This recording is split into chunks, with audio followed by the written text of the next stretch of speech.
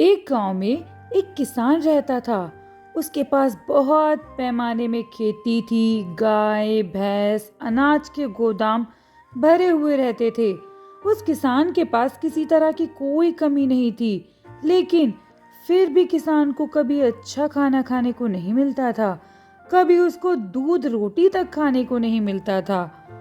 उसके पास खुद की गाय और भैंसे होकर भी किसान को दूध रोटी के लिए तरसना पड़ता था। किसान की पत्नी खाने की बहुत शौकीन थी और खाने के लिए वह हरदम भूखी रहती थी। किसान के खेत में जाते ही वह अच्छे अच्छे पकवान बनाती अपने लिए। कभी दूध रोटी खाती, कभी श्रीखंड बनाती, कभी दूध पीती, लेकिन अपने पति के लिए वह हमेशा सादी रोटी और साथ में थोड़ा सा प्याज ही भेजती थी। किसान मन ही मन इसके बारे में सोचा करता कि घर का दूध होकर भी मुझे नहीं मिलता। आज पत्नी से इसके बारे में जरूर बात करूंगा। जब वह शाम को खेत से घर आया तो उसने अपनी पत्नी से कहा, कभी तो खाने में दूध भेजा करो, घर में दूध रखकर वह खराब हो जाता है। उस पर उसकी भार्या ने कहा, कौन सा दूध और कैसा दूध, कुछ पूछिए मत। एक तो भैंसे पहले ही कम दूध देती हैं, उसमें भी एक बिल्ली घर में घुस आती है और वो अक्सर करके सारा दूध पी जाती है। पत्नी की बातें सुनकर बेचारा किसान चुप रहा और कुछ नहीं बोला। एक दिन किसान खेत से जल्दी वापस घर आया। घर आते ही उसको रबड़ी की मीठी सुगंध आने लगी। किसान उसी जगह पर एकटक हो गया और सोचने लगा कि अब क्या करें। आज तो कोई त्योहार भी नहीं है, तो फिर रबड़ी बनने का कारण क्या हो सकता है? कुछ तो गड़बड़ जरूर है। ऐसा सोचकर किसान अपने घर में जाने लगा। रसोई घर में जाते ही किसान हक्का बक्का रह गया, क्योंकि उसकी बेबी ने रबड़ी एक बड़े मटके में भरकर रखी थी और वह रोटियां बनाने में मगन थी। अपने पति को आते देख पहले तो वह डर गई, लेकिन अगले पल में खुद को संभालते हुए बोली, अरे आप घर कैसे आए? किसान बोला, आज कुछ काम नहीं था खेत में, खाली बैठने से तो अच्छा था, सोचा घर आकर आराम ही कर लूं। लेकिन मुझे एक बात तो बताओ, आज कोई त्योहार तो नहीं है, फिर तुमने मीठी रबड़ी और रोटियां किसके लिए बनाई हैं? किसान की बीवी बोली, आप ही तो हमेशा बोलते हैं ना, कभी दूध लाओ रोटी लाओ, इसीलिए आज सोचा कि आपके लिए मीठी रबड़ी और रोटियां बनाकर खेत में लेकर आऊं। लेकिन अच्छा हुआ आप आ गए, रुकिए मैं आपके लिए खाना परोस देती हूँ। उस दिन किसान ने पेट भर कर अच्छे से पकवान खाए, लेकिन उस दिन के बाद उसके मन में सभी बातें क्लियर हो गई कि पत्नी तो खाने के लिए कुछ भी कर सकती है, भले ही मुझे खाना ना मिले। खाना खाने के बाद किसान अपने खेतों की तरफ जाने लगा। रास्ते में उसके दिमाग में विचारों का बवंडर घूमने लगा कि पत्नी को आखिर सबक कैसे सिखाया जाए। बहुत सोचने के बाद भी उसको इसका समाधान नहीं मिला। उसी गांव में एक टूटी हुई झोपड़ी में एक बूढ़ी औरत रहती थी। सारा गांव उसे चुड़ैल कहता था। किसान बिना डरे झोपड़ी में चला गया और सभी कहानी उस बुढ़िया के सामने सुना डाली।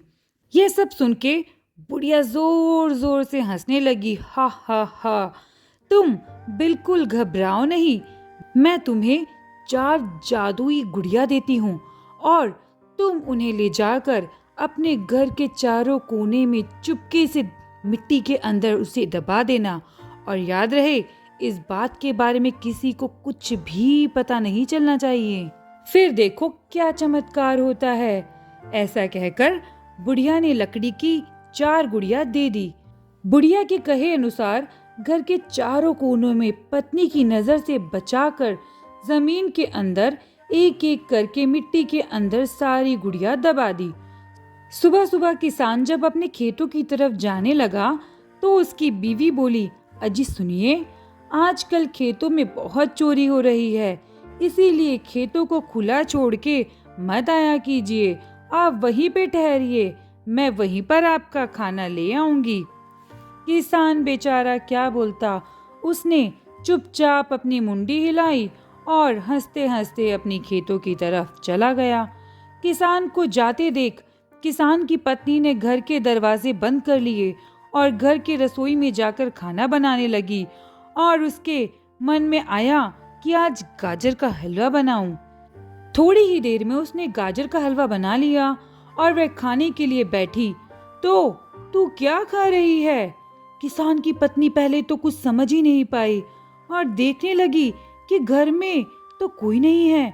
देखा तो घर में कोई नहीं था। आखिर जब घर में कोई नहीं है तो बोला कौन? किसान की पत्नी को लगा कोई तो दरवाजे के पास छुपा होगा, लेकिन जब उसने दरवाजा खोला और देखा तो वहां कोई नहीं था। उसने सोचा शायद ये मेरा वहम होगा। वह फिर हलवा खाने लगी। तभी जादू की दूसरी गुड़िया की आवाज आई, इतना क्यों डरती हो? अगर इतना ही डरती हो तो छुप छुप के क्यों खाती हो? लेकिन इस बार किसान की पत्नी बहुत ही ज्यादा डर गई। घर में पक्का कोई छुप कर बैठा है, ऐसा उसको लगा। और फिर से उसने घर के सारे कोने में देख लिया, लेकिन घर में कोई नहीं था। थोड़ी देर रुककर वह फिर से गाजर का हलवा खाने लगी। तभी जादू की गुड़िया में से तीसरी गुड़िया बोली, चुप चुप के खाने से इतना डरती हो तो क्यों चुप चुप के खाती हो? अब वह बहुत ही डर गई। घर में भूत घुस आया है, इसमें कोई दो राय नहीं है, ऐसा पूरा यकीन अब उसको हो गया था। घर में भूत है, ये जल्दी से पति को बताती हूँ जाकर। इसीलिए वह और जल्दी जल्दी खाने लगी।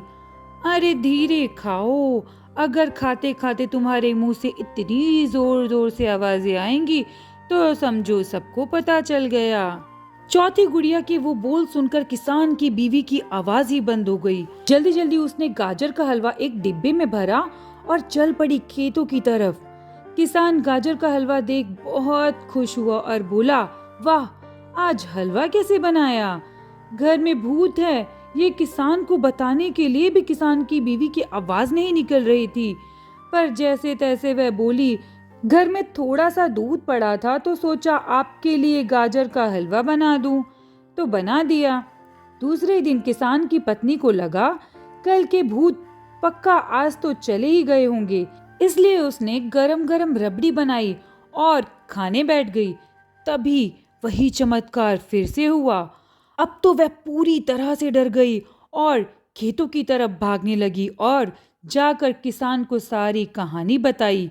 सारी कहानी सुनकर किसान मन में जोर जोर से हंसने लगा और वो समझ गया कि ये सारा चमत्कार उस बुढ़िया की जादुई गुड़िया का ही है। और फिर वो अपनी पत्नी से बोला कि तुम मेरे पीछे से अच्छे अच्छे पकवान बना के खाती हो, घर में इसीलिए भूत आ गया है। अगर आगे भी तुमने ऐसा किया तो वो तुम्हें जिंदा नहीं छोड़ेगा। अगर तुम ऐसा नहीं करोगी तो मैं उसको घर से निकाल सकता हूँ।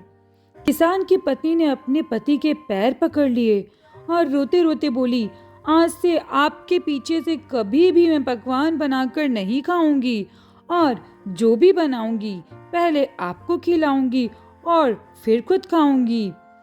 पत्नी को रोता हुआ देखकर किसान को बीवी पर दया आ गई और वह पत्नी को लेकर घर वापस आया और एक लाठी हाथ में लेकर कुछ मंत्र जैसे बड़बड़ाने लगा तथा दीवारों पर लाठी मारने लगा।